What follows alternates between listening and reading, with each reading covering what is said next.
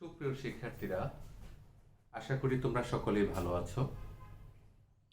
সরকারি নজরুল কলেজের পক্ষ থেকে তোমাদেরকে সুস্বাগতম। আমি পিয়ার মোহাম্মদ, প্রভাষক বাংলা, সরকারি নজরুল কলেজ।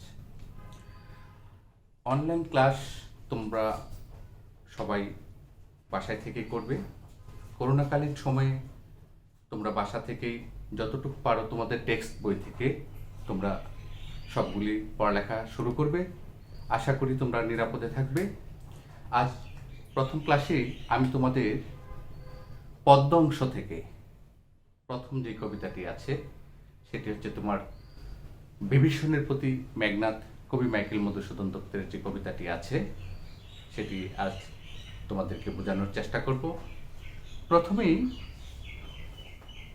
তোমাদের এই টেক্সট বই খেয়াল করে দেখো, নতুন টেক্সট বই বাজার থেকে কিনে নেবে সবাই তোমরা। সাহিত্য পাঠ, গদ্য, কবিতা অংশ এখানেই আছে, 12টি করে গদ্য, 12টি করে পদ্য। প্রথম যে কবিতাটি সেটা হচ্ছে বিভীষণের প্রতি মেঘনাদ, কবি মাইকেল মধুসূদন দত্ত। তোমরা মাইকেল মধুসূদন দত্ত সম্পর্কে এর আগেই স্কুল জীবনে তোমরা অনেক কিছু জেনেছ, যে কবি মাইকেল মধুসূদন দত্তের জন্ম, মৃত্যু, কবি মাইকেল মধুসূদন দত্ত রেনেসাসের কবি কেন বলা হয়। তারপরে যেটুকু না বললেই নয়, আমরা যদি এভাবে যদি বলি যে মাইকেল মধুসূদন দত্তের পিতার নাম রাজনারায়ণ দত্ত, মাতা জাহ্নবী দেবী।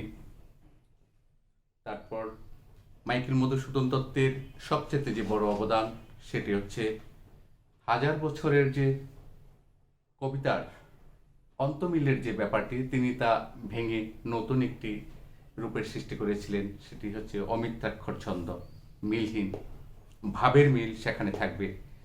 তারপর তিনি সনেটের রচয়িতা, চতুর্দশপদী কবিতা যেটিকে আমরা বলি। সবচেয়ে বড় অবদান যেটি কবি মাইকেল মধুসূদন দত্তের সেটি হচ্ছে তার মেঘনাদপদ কাব্য। এই মেঘনাদপদ কাব্যে কিছু অংশ,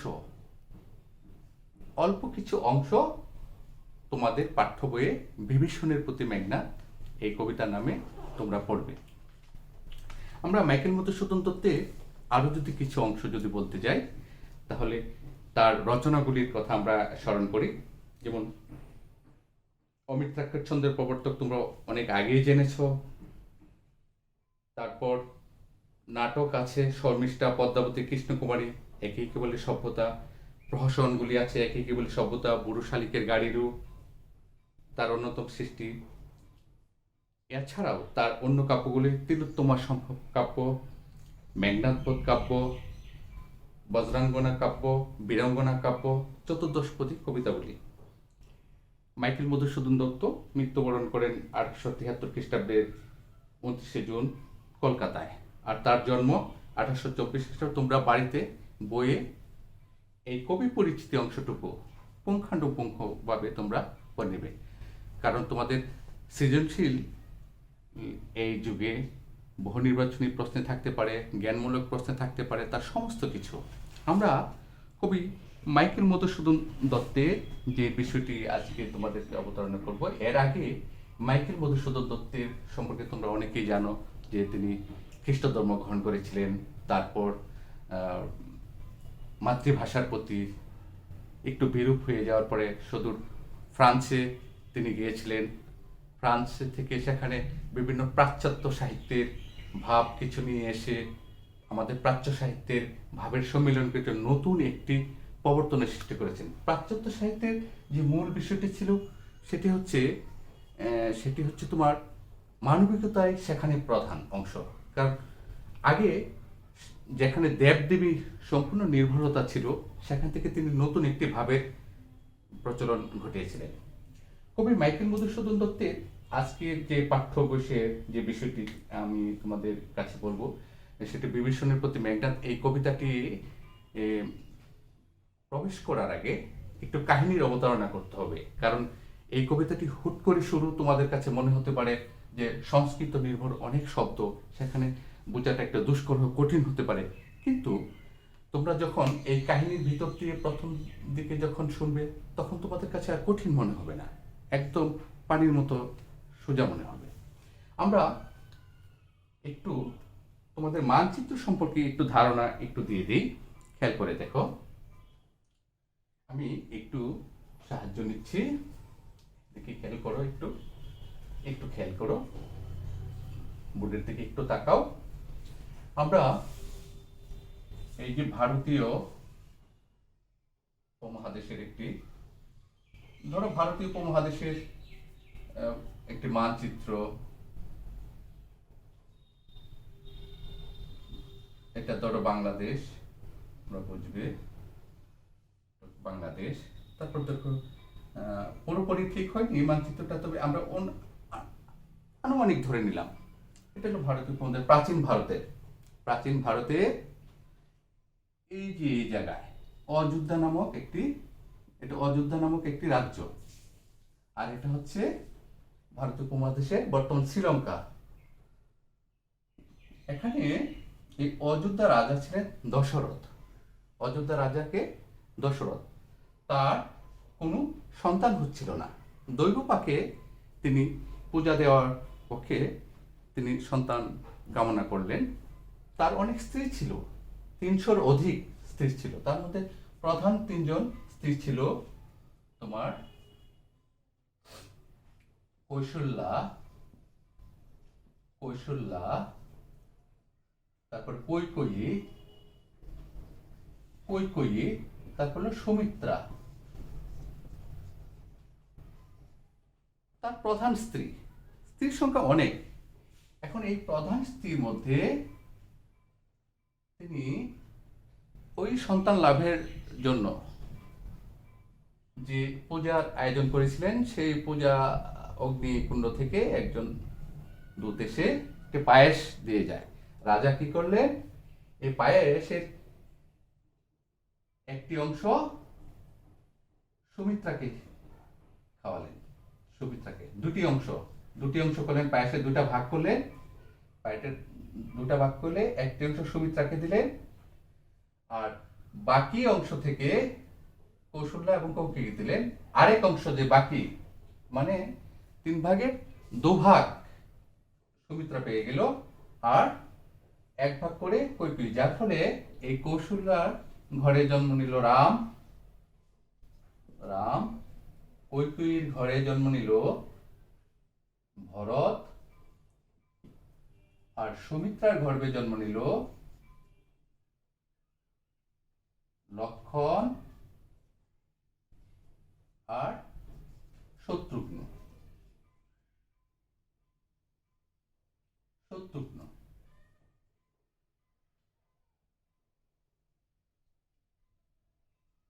এখন রাজা দশরথ,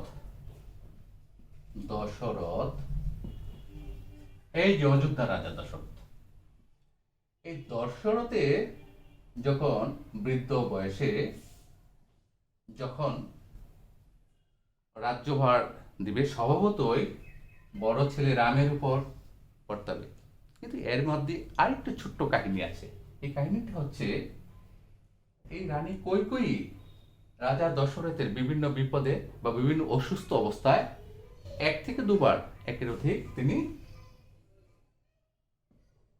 এই কৈকেয়ী দশরথকে সেবা শুশ্রূষা দিয়ে ভালো করে তুলেছিল।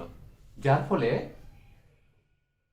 রাজা কৈকেয়ীর কাছে বলেছিল যে তুমি কি বর চাও। রানী বলেছিল যে, কৈকেয়ী বলেছিল যে আমার সঠিক সময় আমি চেয়ে নিব। যখন এই রাজ্য ভার যখন রামের উপর দিবে, তখন এই কৈকেয়ীর দাসী প্ররোচনায় রাজা দশরথকে বলল যে রামকে তার বনবাসে দিতে হবে। রামের স্ত্রীকে সীতা। স্বভাবতই রাজা দশরথ কোনো উপায় না দেখে এই কৈকেয়ীর কথা রাখতে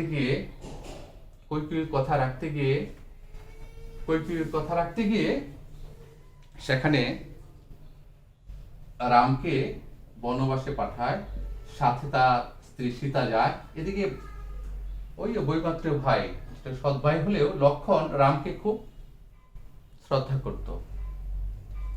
এই রামের সঙ্গী হিসাবে লক্ষণও যায়, রামের সঙ্গী হিসাবে লক্ষণও যায়। তারা এই অযোধ্যা রাজ্যে এই পঞ্চবটি বন কাছেই, অযোধ্যা রাজ্যের কাছে এই পঞ্চবটি বনে বনবাসে যায়, সেখানে কুড়ে ঘর করে থাকে। এদিকে এই যে লঙ্কা রাজাকে রাবণ, লঙ্কা রাজা রাবণ, রাবণের ভাই কুম্ভকর্ণ, বিভীষণ,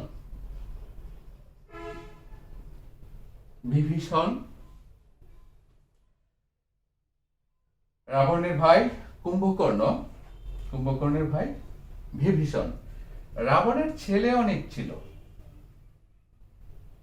এই ছেলেটা হচ্ছে মেঘনাদ, যাকে নিয়ে আমরা কথা বলবো।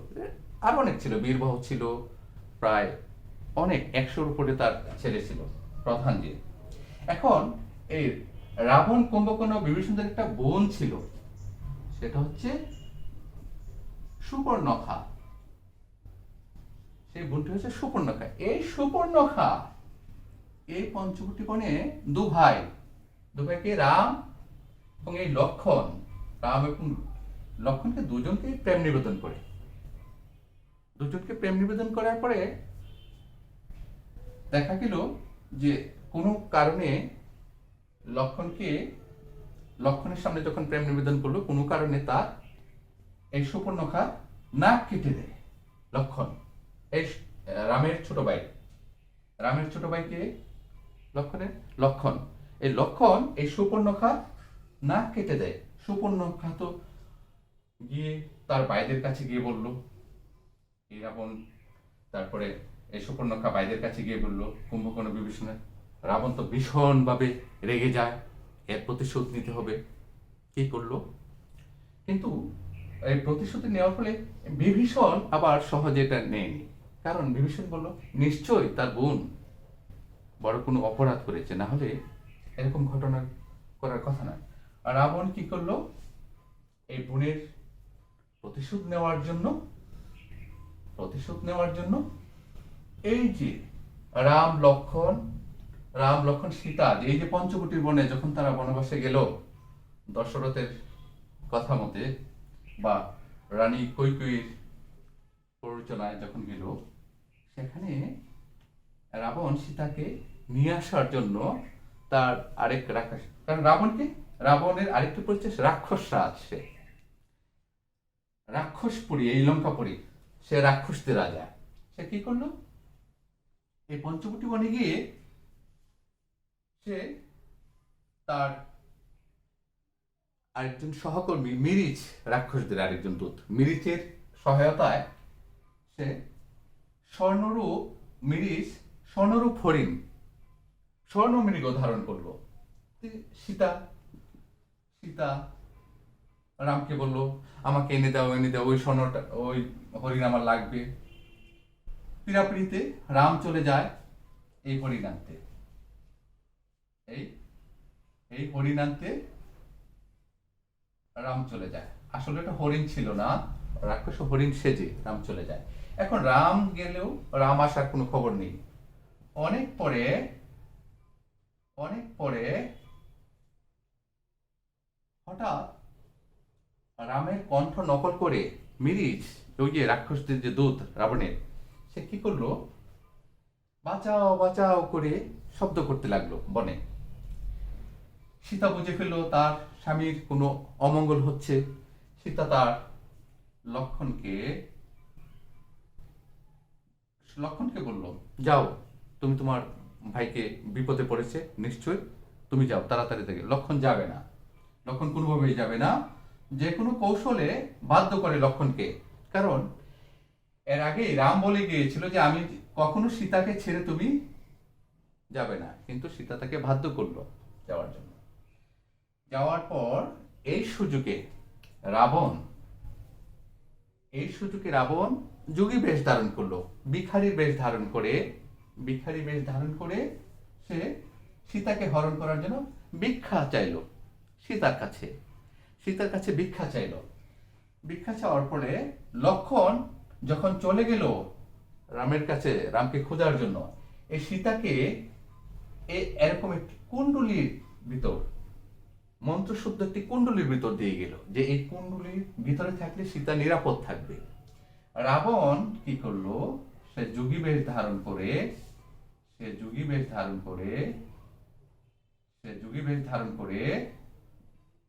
সীতার কাছে ভিক্ষা, যে সীতা তাকে ভিক্ষা দেওয়ার জন্য রাবণ তাকে রথে করে নিয়ে এই লঙ্কাপুরীতে নিয়ে আসলো। তাকে, সীতাকে। আবার অনেক কাহিনী, সীতা যখন আসলো ওই পথে তার নিজের স্বর্ণালঙ্কার ছড়িয়ে ছিটিয়ে দিয়ে আসলো, এবং যাতে বুঝতে পারে যে তাকে এই পথে নিয়ে গেছে। এই প্রতিশোধের খেলা রাম, লক্ষ্মণ পরবর্তী পর্যায়ে এই রাবণ লঙ্কাপুরীকে আক্রমণ করার জন্য বানর বাহিনী নিয়ে চলল। সেখানে ভীষণ যুদ্ধ লাগলো।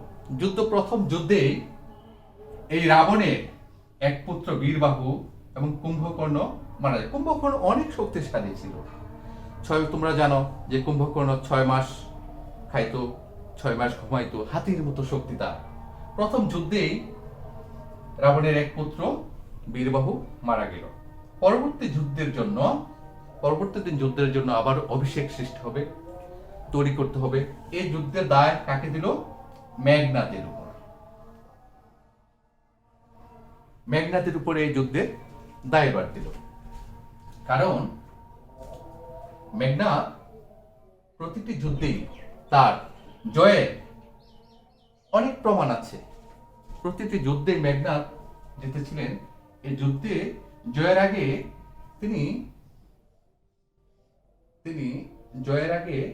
তিনি যজ্ঞ করে নিতেন, ইষ্ট দেবতার যজ্ঞ করে নিতেন। যেমন নিজেকে পবিত্র করার জন্য, ভালো কোনো কাজ করার জন্য মন্ত্রশুদ্ধ করে নিতেন। যখন এই যজ্ঞ করতেছিলেন মেঘনাদ নিকুম্বিলা যজ্ঞাগার, কোথায়? নিকুম্বিলা যজ্ঞাগারে যখন যজ্ঞ করতেছিলেন, হঠাৎ তিনি খেয়াল করলেন লক্ষ্মণ, এই লক্ষ্মণ রামের ভাই, লক্ষ্মণ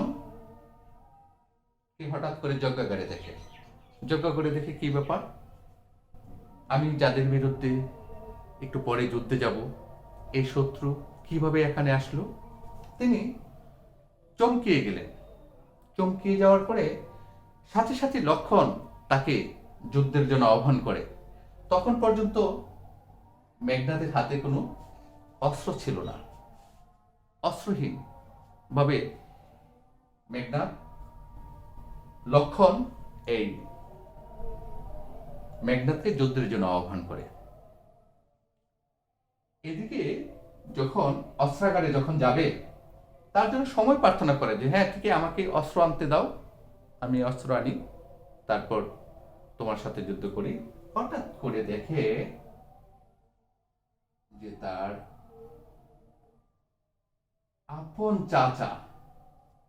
আপন চাচা এরকম দরজা দিয়ে এরকম ভাবে বোঝা যায়, নিশ্চয়ই তোমরা একটু খেয়াল করো, দরজা দিয়ে দাঁড়িয়ে আছে।